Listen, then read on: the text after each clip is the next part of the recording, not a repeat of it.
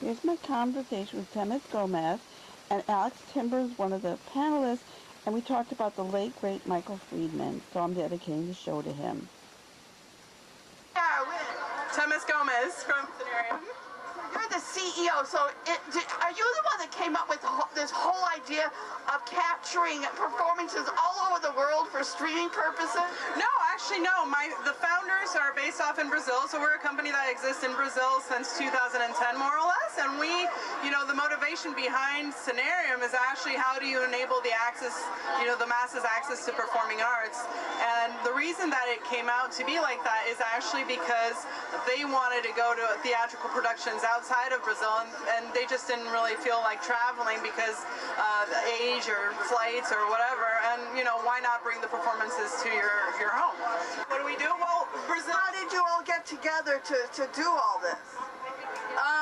Well, actually, Cennarium is the one that actually decided to bring the same concept from Brazil to the U.S. because we find that the U.S. is a much more mature market, not only in terms of the amount of people that actually like arts, but also in terms of infrastructure for streaming. Yeah, and internet. Yeah. How did you organize all these different, because it's not just theater, it's circus and comedy and music. It's like every single genre. It's incredible. Yeah, well, we just wanted to educate people again in terms of the arts. So it's not about, just fixing on one genre, but kind of like amplifying the whole offering, the whole product offering, to give people really the means of them, testing out different genres before they actually invest in a ticket that is much more expensive, and fly or drive to a capital like one of the main cities that has the productions. So it's actually with that goal that Cennarium became what it is. Yeah. So the different genres is actually to give people a potpourri of the choices, so they can better identify what kind of art they, relate more or better with. Instead of armchair travel, you're armchair cultural. Yeah. We want to give people the ability to choose from all the options that they have, and nobody's been doing this in the market, so why not take this opportunity and actually do it? And how did you come across the specific shows that you actually use? Well, what made you choose them? Well, so when Cennarium actually became, it was very hard to convince the show producers to record, right? Because it's not associated with recording, it's associated with live.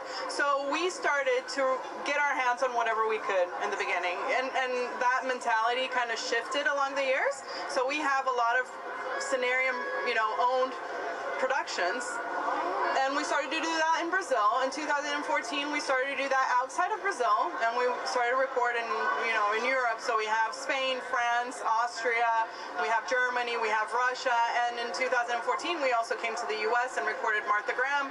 We recorded Live from Gramercy Park, Smoke and Mirrors in LA, and a couple of other shows as well. That's how we actually, started the Cennarium library and Cennarium.com, but we also figured that we needed a little bit more titles as well, so we started to license shows this year.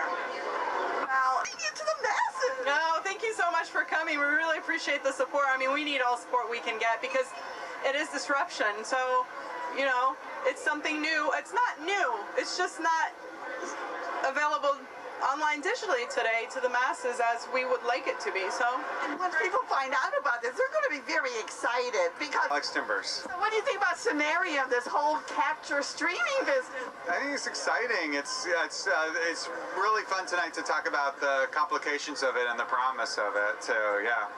And I got to ask you, because I'm heartbroken about Michael Friedman. Had you any idea he was so ill?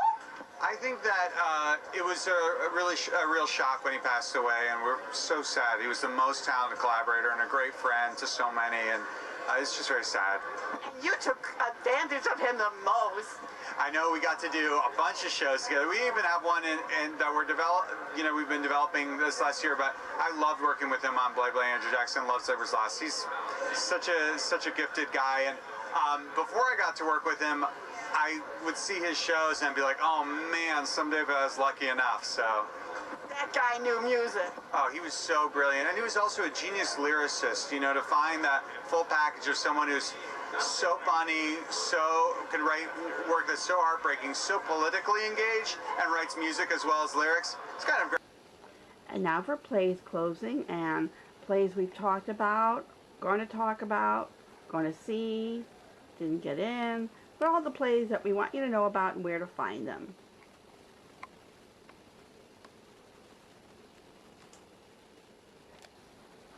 At the Metropolitan Playhouse, there's not only a very good play, but on October 2nd at 7 o'clock, we're going to have a memorial for Barry Lehman. Many that are going on, because he was a very popular fella and well-loved by many, many, many people. This Macbeth is a damn Scottish play, site-specific in a storage container. I hope I can get to see that.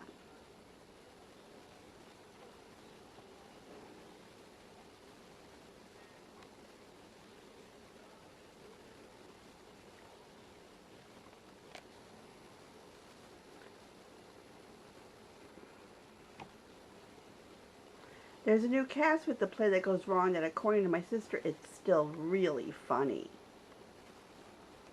And Scott Siegel's celebrating Sinatra at Feinstein's 54 Below, and a lot of stuff going on at Feinstein's 54 Below. You should check it out. Richard Skipper, our favorite person in the world, is having one of his celebratory events on October 8th. And Tom Jones and Harvey Schmidt are getting a tribute from Carol Demas and Sarah Wright at the Laurie Beachman.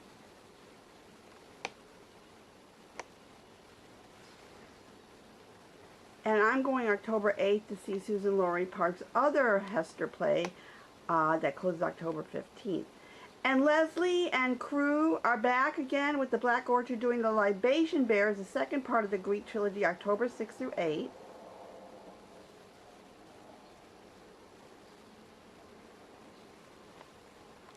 And to complete the blaze of 59th 59th Street, Kristen is going to see No Wake September 30th. 92nd Street wide, check out all the cool stuff they have going on there. And Sheen Center's got Kelly O'Hara. And like we said, we love here, and Whiskey Pants and Mayor Williamsburg looks really good. And the Irish Rep has some good plays. And Theater for the New City has some fabulous plays going on too. BAM is back with full swing. And my favorite, James Thierry, that's Charlie Chaplin's grandson, is back with his company doing Le Grenouille avec Raison, the Toad New. I'm hoping to see that. They're also doing Richard III there at BAM Harvey. And Primary Stages is back at the Cherry Lane. And The Flea at their brand new place is back. September 28th, they had the groundbreaking. And at the Rattlesnake Playwrights, my very own Taylor McMinion, Diana O, is doing a show called My Lingerie Play. And Abrams Art Center has all these exciting things like Dickie Bow.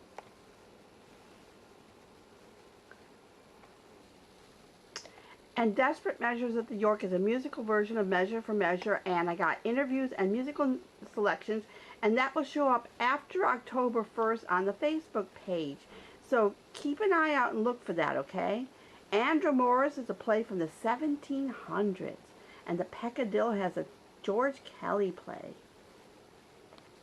And go to the Facebook page for our closed reviews, and here's the Parody Productions and all they're recommending that we've seen or might see.